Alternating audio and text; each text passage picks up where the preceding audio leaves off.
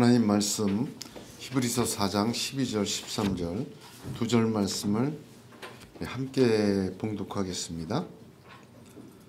히브리서 4장 12절과 13절입니다.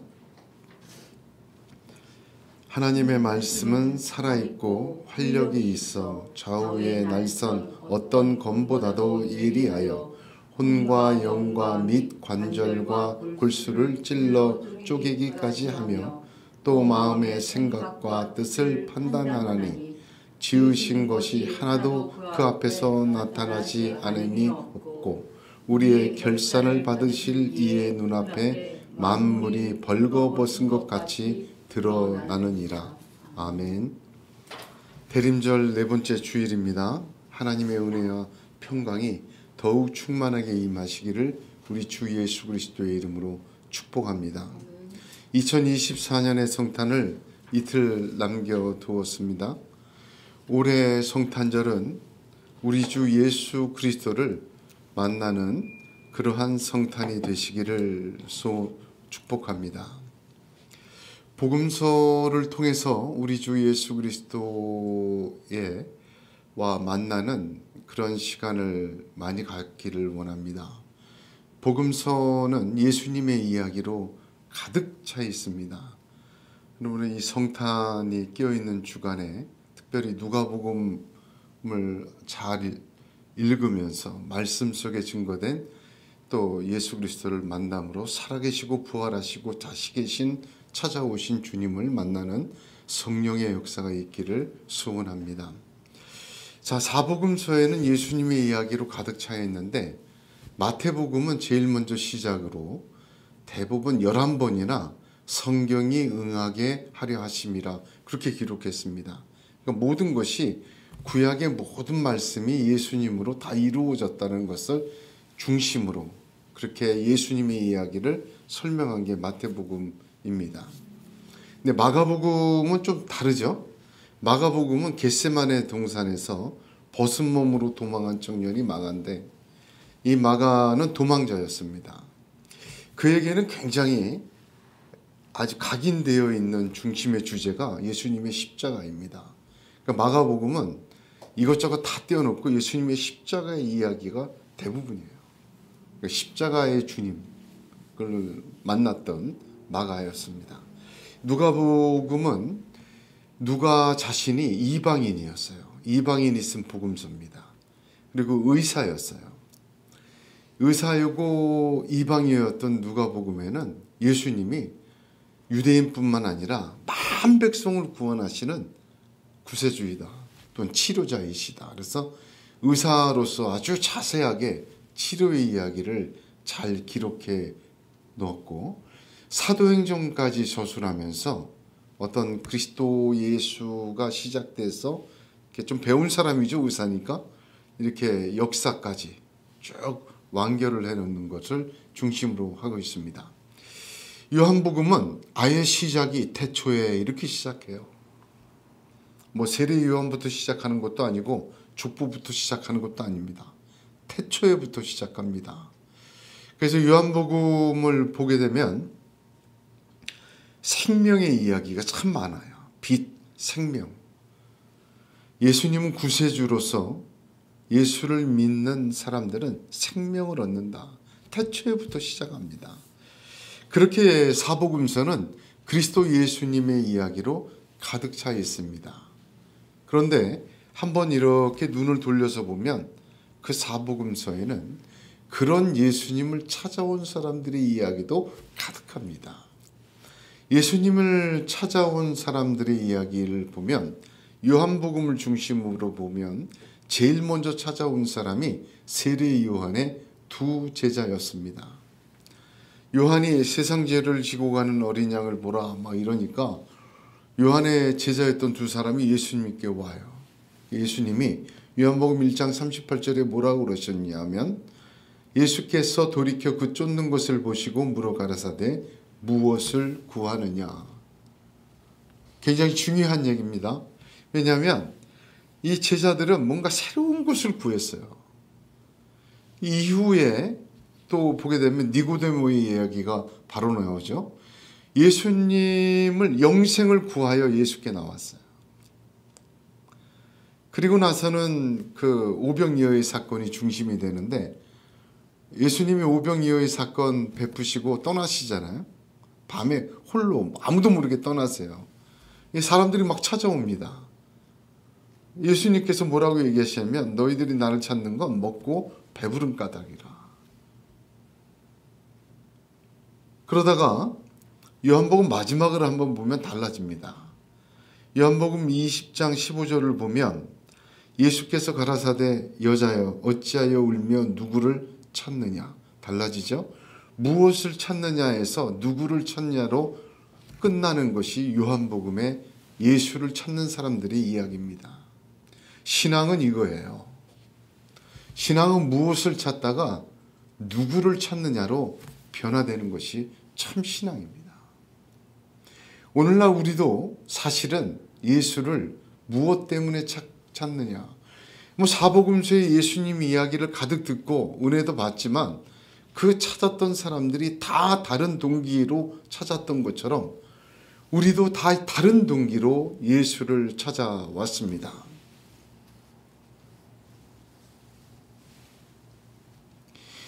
어떤 사람은 마음의 평화를 위해, 어떤 사람은 괴로운 인생의 위로를 얻고 싶어서, 어떤 사람은 힘을 얻고 싶어서, 어떤 사람은 구원을 얻고 싶어서, 어떤 사람은 행복과 성공을 위해서, 어떤 사람은 저 많이 목회하면서 많이 봤는데 자녀를 위해서도 오는 분 봤어요.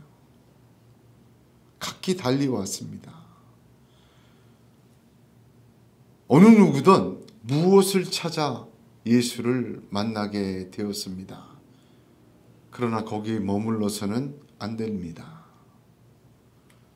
무엇을 찾아 예수에게 나왔어도 누구를 찾아 예수에게 나오는 것으로 성장하는 그런 성탄이 되시기를 축복합니다. 예수님께서 무엇인가를 주십니다. 건강도 주시고 행복도 주시고 은혜도 주시고 그렇습니다. 우리는 예수님이 우리의 공급자다 이렇게 고백할 정도로 예수님이 우리를 채워주십니다. 그런데 중요한 것은 무엇을 원하는 자에게 무엇인가를 주시는 것은 우리를 사랑하신다는 주님의 증표입니다. 값없이 선물을 받은 우리는 이제 그 선물이 아니라 선물을 주신 분을 찾고 그 누구를 찾는 그러한 믿음으로 나아가야 되겠습니다. 2024년 성탄이 이틀 앞두고 있습니다. 무엇에서 예수님 자신을 그 무엇을 주시는 그분을 만나고 그분을 찾는 성탄이 되는 올해의 성탄으로 임하시기를 주님의 이름으로 축복합니다. 오늘 말씀은요, 우리가 잘 알고 있는 말씀이에요.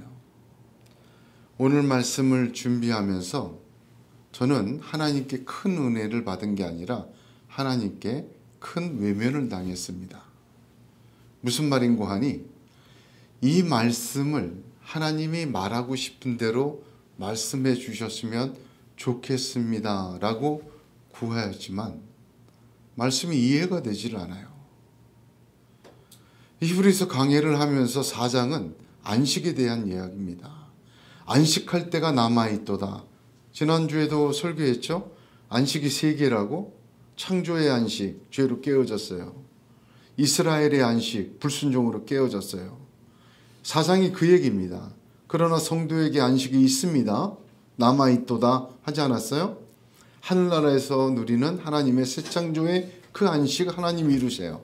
거기 들어가기를 힘써야 합니다. 그러면 어떻게 해야 되겠죠? 죄로 죄사함 받은 예수 믿는 사람은 이제 이스라엘처럼 불순종해서 그렇게 나가면 오늘날 그의 음성을 듣거든 완고한 마음으로 불순종해서 그 안식에 못 들어가는 자와 같이 되지 말아야 합니다. 그 안식에 들어가기를 힘쓰라 이렇게까지 왔어요. 그런데 갑자기 하나님의 말씀은 살아있고 활력이 있어 혼과 영과 마음과 관절과 골수와 마음의 생각과 뜻을 찔러 쪼갠다. 그 앞에 드러나지 않을 것이 없고 나타나지 않을 것이 없다. 도대체 이게 무슨 말씀인가? 왜 이 말씀이 연결이 되는가? 안식에 들어가기를 힘써야 되는데 왜 이 말씀을 주셨을까? 이 말씀을 주신 하나님의 음성은 무엇일까? 일주일 내내 기도하고 책을 보고 또 엎드리고 다른 성경을 또 읽으며 기도하는 시간들을 갖고 있었습니다. 근데 풀리질 않아요. 답답해요. 제가 갖고 있는 주석서를 다 뒤져봐도 전부 사람의 구성 요소는 혼과 영과 관절과 이런 잡다한 것만 설명을 했지 어느 주석에도 이것을 안식에 관련해서 본문에 관련해서 설명한 내용이 하나도 없었습니다. 하나님의 말씀이 능력이 있다. 뭐 이 정도로만 표현을 했어요. 그때 제가 깨달았어요. 못 깨닫는 것이 하나님의 응답이다. 할렐루야. 나는 깨닫기를 원하는 무엇을 구했지만 하나님은 히브리서 4장 12절 13절을 그대로 말하라는 하나님을 저에게 주셨습니다. 나는 그것을 깨닫고 우리 성도들과 함께 은혜를 나누며 그 말씀의 깊이에 들어가기를 원하는 무엇을 구했지만 엎드릴 때마다 하나님은 그것을 거절하시고 하나님 자신을 주시기를 원하셨습니다.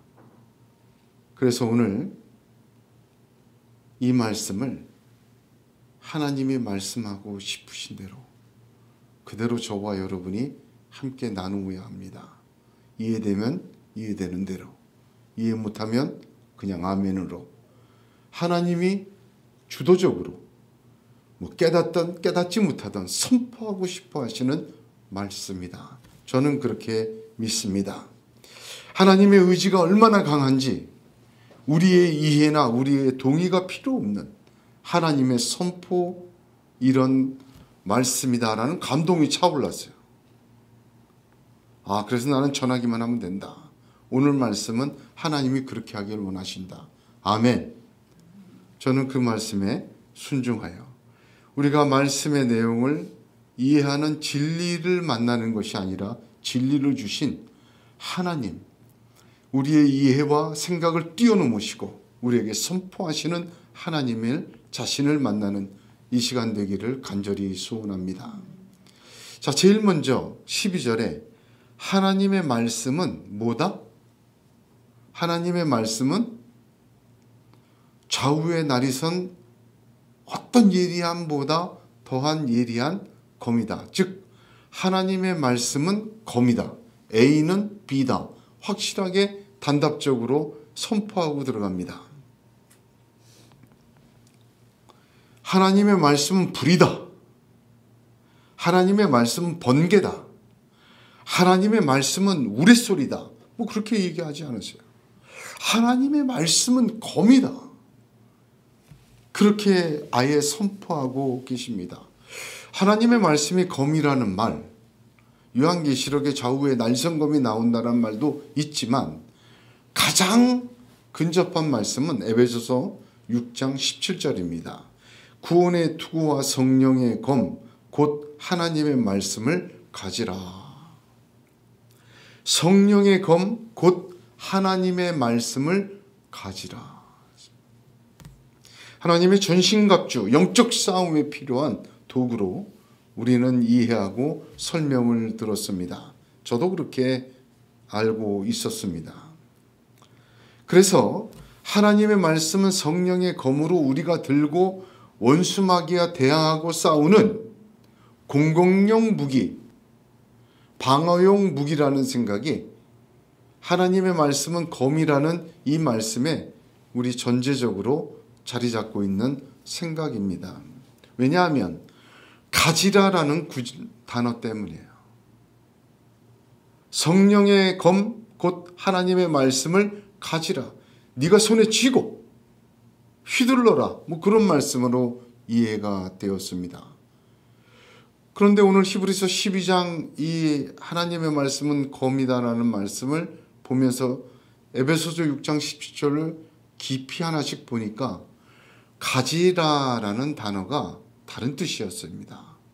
헬라어로 데코마인데 그 뜻은 영접하다 그런 뜻입니다. 받아들이다 그 뜻이에요. 그래서 성경의 번역을 찾아보니까 새 번역엔 이렇게 번역이 되어 있었습니다. 성령의 검 곧 하나님의 말씀을 받으십시오.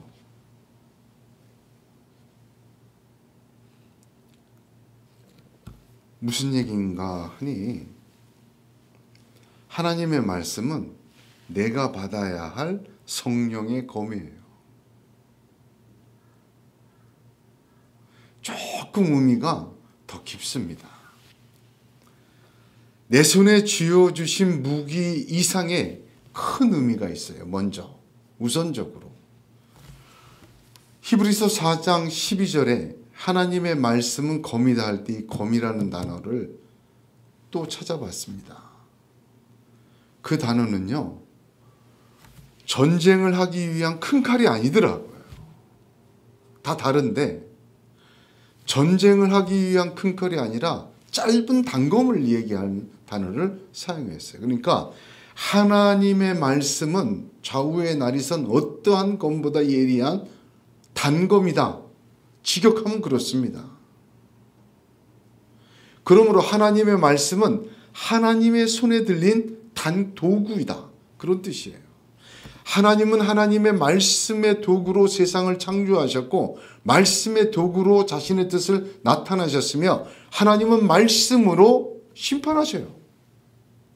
그러므로 하나님의 말씀은 좌우의 나리선 어떤 검보다 예리한 하나님의 도구예요.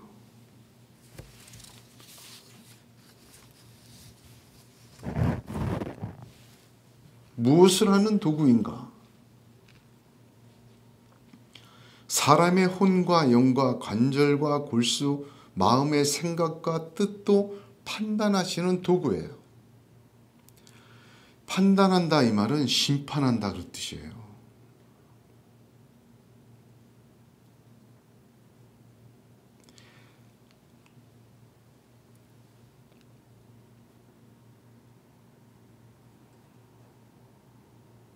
자, 13절을 중요하게 봐야 돼요. 어쩔 수 없습니다. 13절을 새 번역은 이렇게 번역했어요.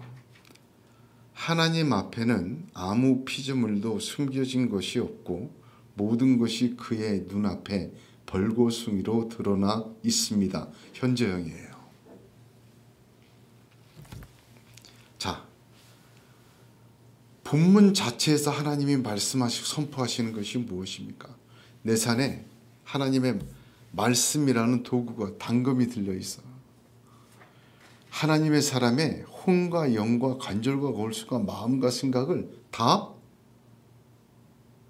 어떻게 해요? 찔러 쪼개기까지 한다. 찔러 쪼개기까지 한다. 이 표현이 무슨 뜻이냐? 다음에 후에 말씀드리겠습니다. 찔러 쪼개는 거 왜 그렇죠? 다 드러나도록. 하나님 앞에 드러나지 않는 것이 없고 만물이 하나님 앞에 감출 것이 없어요.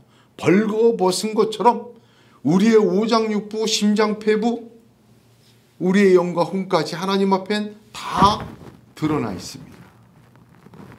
왜 이 말씀을 하십니까?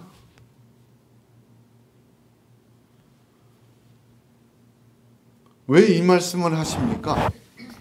자, 11절에 보세요. 이거 굉장히 강조하는 부분입니다. 11절 봐야 됩니다. 우리가 저 안식에 들어가기를 힘쓸지니 이는 누구든지 저 순종하지 아니하는 본에 빠지지 않게 하려 함이라. 아담과 하와가 우리보다 못한 것 같습니까? 아니에요.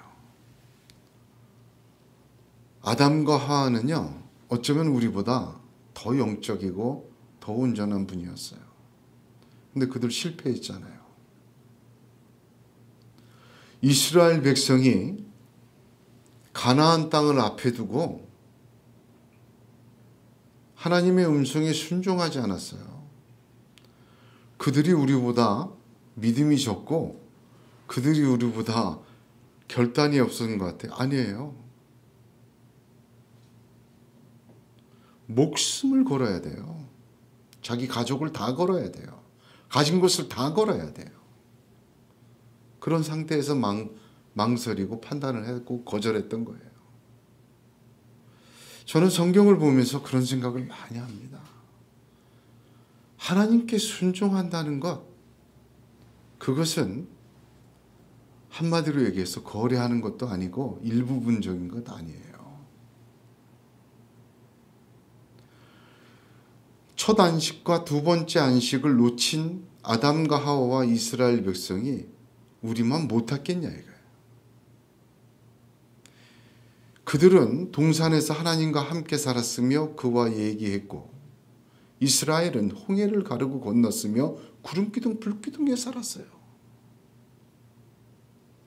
그럼에도 불순종했습니다. 그럼에도 불순종하여 버림받고 멸망한 본을 보여줬어요. 우리라고. 지금 저와 여러분이라고. 그 아담과 하와와 이스라엘처럼 불순종의 본을, 순종치 않은 본에 빠지지 말라는 법이 없습니다.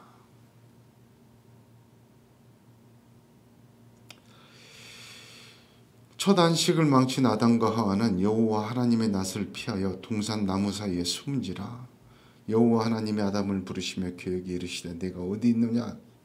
이르되 내가 동산에서 하나님의 소리를 듣고 내가 벗었으므로 두려워하여 숨었나이다.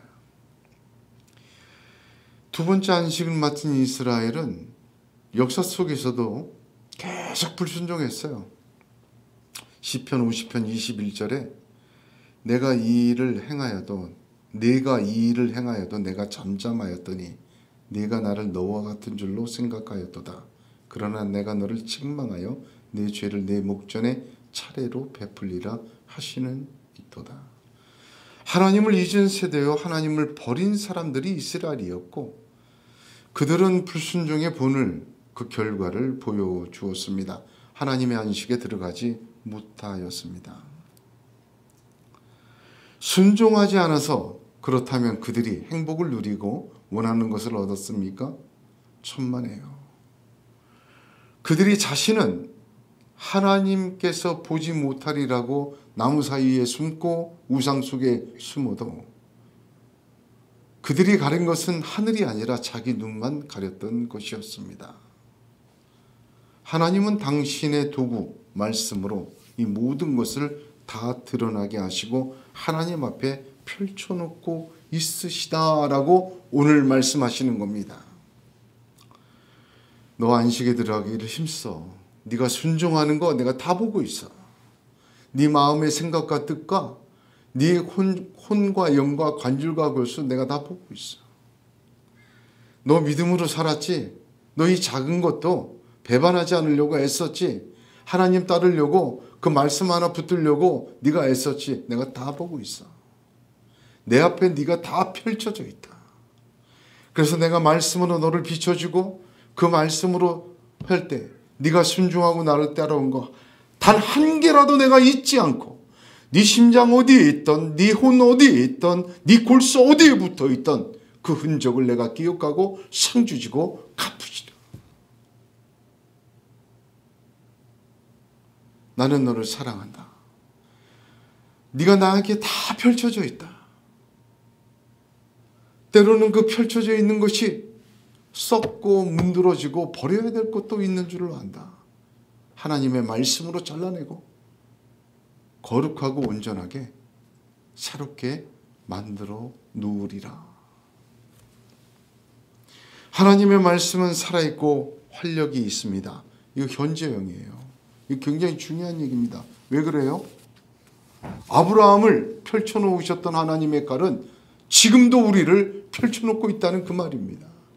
이삭과 야곱과 요셉과 이스라엘을 혼과 영과 관절과 골수와 마음과 생각과 뜻을 펼쳐놓으신, 찔러 쪽에 펼쳐놓으신 하나님은 지금 우리도 똑같이 그렇게 하고 계신다는 말이에요.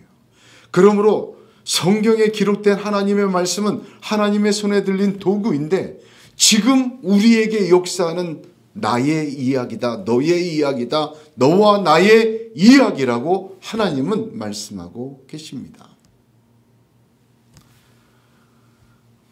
본토 친척 아비의 집을 떠나 내가 네게 명하는 곳으로 가라. 아브라함에게 하셨어요. 아브라함에게 하신 말씀만은 아닙니다.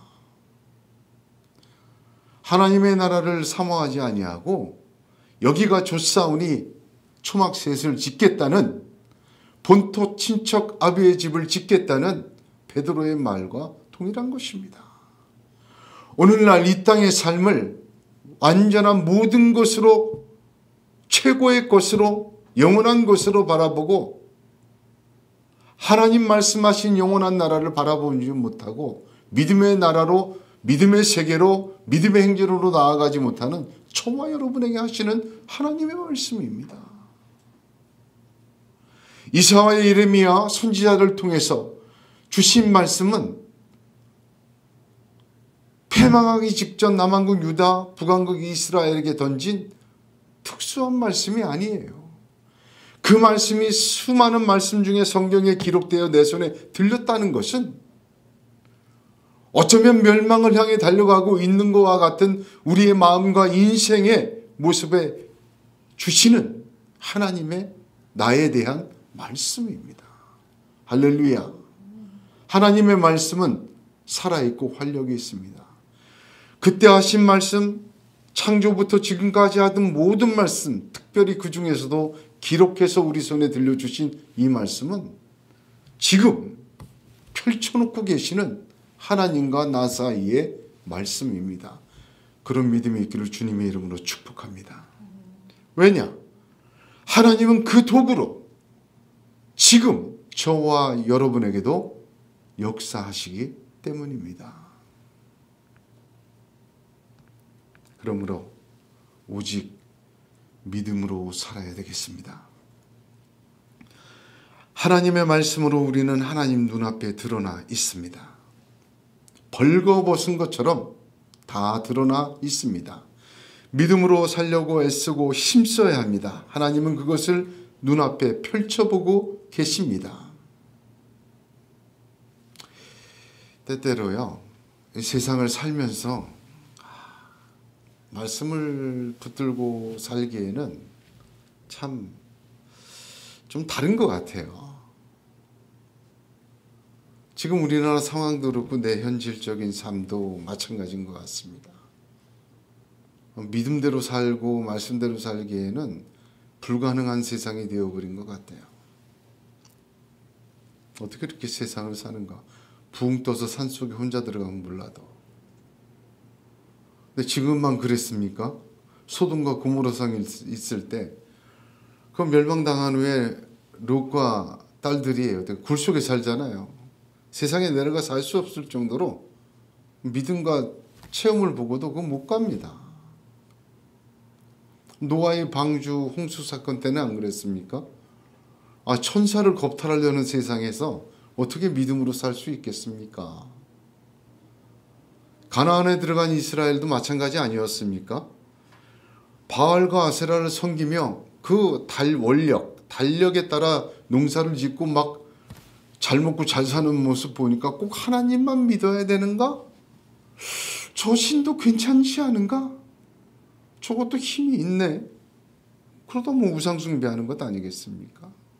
지금 우리와 다른 것이 무엇이 있겠습니까? 그런 고민을 지금 우리만 하는 것은 아니고 이미 시편 73편에 그런 고백이 깊게 배어져 있습니다. 하나님이 참으로 이스라엘 중 마음이 정결한 자에게 선을 행하시나 나는 거의 실족할 뻔하였고 내 걸음이 미끄러질 뻔하였으니 이는 내가 악인의 형통함을 보고 오만한 자를 질시하였음이로다. 이렇게 시작해요. 안 믿어도 잘 된다 이거예요. 내가 열심히 예수 믿고 열심히 신앙생활하고 하나님 말씀대로 사는 게 무슨 소용이냐 이 말이죠.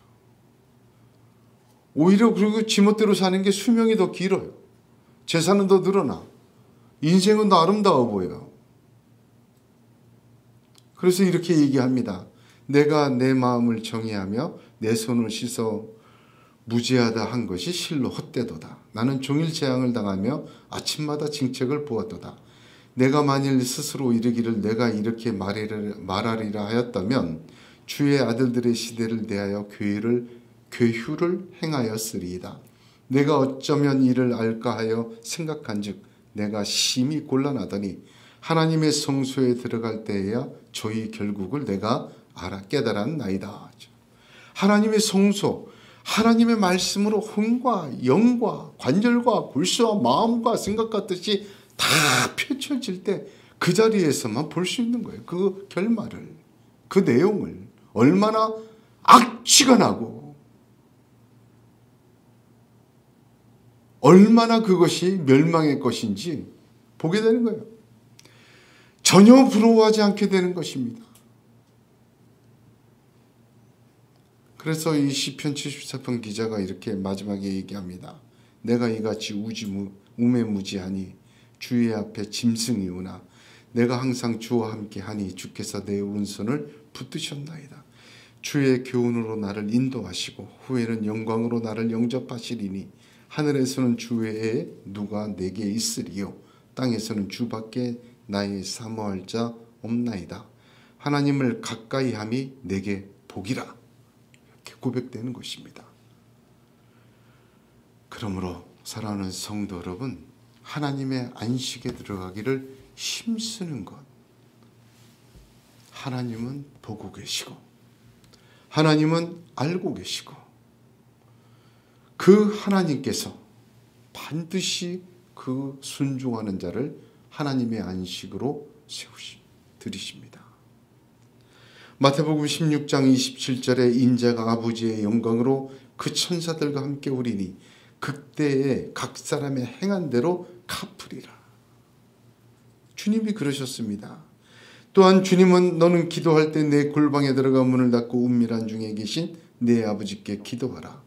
은밀한 중에 보시는 내 아버지께서 갚으시리라. 주님만 그런 말씀하신 것이 아닙니다. 바울도 갈라디아서 3장 9절에 그러므로 믿음으로 말미암는 자는 믿음이 있는 아브라함과 함께 복을 받느니라. 할렐루야. 저와 여러분이 다 이런 축복받기를 원합니다. 하나님은 그의 말씀이라는 도구로 우리를 또한 온전케 하십니다. 잘 보세요. 찔러 쪼갠다는 말이 어떤 것에 해당하는 말입니까? 왜 찔러 쪼개기까지 하신다 하셨습니까? 이것은 제의적 용어라 그렇게 얘기를 합니다. 무슨 말인가 하니 구약의 제사를 지낼 때 어떻게 지내냐면 꼭 제물이 있어야 돼요. 그 제물은 산채로 갖다 던지는 불에다 던지는 게 아니었지 않습니까? 죄를 전가한 후에 각을 뜨고 분해를 해요. 뼈와 살을 발라내고 부위와 부위를 다 해체합니다. 그래서 버릴 것은 버리고 쏟을 것은 쏟고 씻을 것은 씻어서 하나님 앞에 드려요. 그 찔러 쪼개는 거예요. 하나님의 말씀을 받는 우리에게 제물은 어떤 특성이 있죠? 제물. 흠이 있는 것을 드려서는 안 돼요. 첫 번째 조건이에요. 흠 없는 것이 제물의 조건이었어요. 찔러 쪼갠다는 말이 무슨 말입니까? 하나님 앞에 흠도 없고 점도 없이 나타나도록 하나님의 도구인 말씀으로 우리를 변화시키시는 거예요.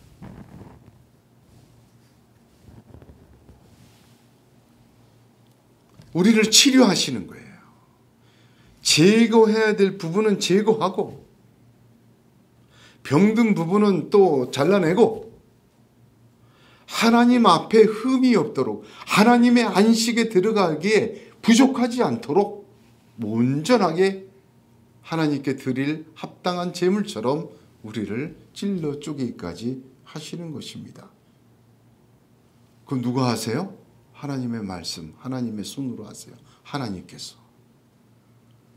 그 안식에 들어가기를 힘쓰며 순종하시기를 바랍니다. 그 안식에 들어가기를 힘쓰며 믿음으로 사시기를 바랍니다. 그 하나님의 도구를 받아들이시기를 바랍니다. 그 말씀을 붙들고 한 걸음 한 걸음 하나님의 안식으로, 하나님의 뜻대로, 하나님의 은혜대로 나아가는 자, 하나님은 그 삶 페북까지도 하나님 눈앞에 펼쳐놓고 보고 계십니다.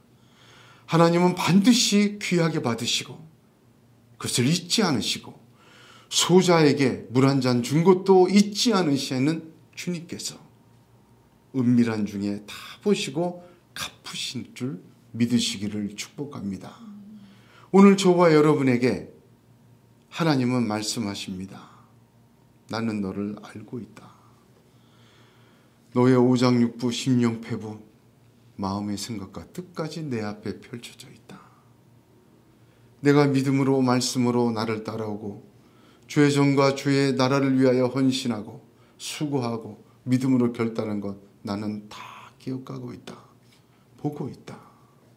하나님 앞에 온전한 도구로 온전한 제물로 받으시기에 합당한 자로 세우기 위하여 하나님은 하나님의 손 말씀 그 도구로 오늘도 우리를 다듬고 계신다. 저는 이 말씀에서 그러한 은혜를 받았습니다. 사랑하는 성도 여러분, 오늘 이 말씀을 받으며 우리에게 큰 결단이 있기를 원합니다.